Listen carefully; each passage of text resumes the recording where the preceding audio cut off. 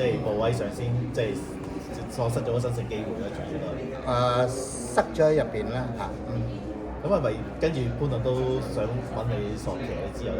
咁其實唔係嘅，咁啊馬主嘅意見嚟嘅，咁佢話橫掂下次都係大熱門㗎啦，不如你擺潘頓上去試下啦咁樣嚇。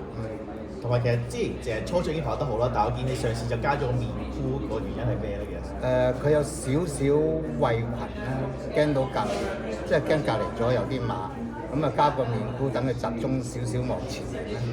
但係今次佢入巴士撳嗰上初頭就驚追唔到，但係反而佢一望空之後個加速力都好強，咪跟住都可以再跑再長少少。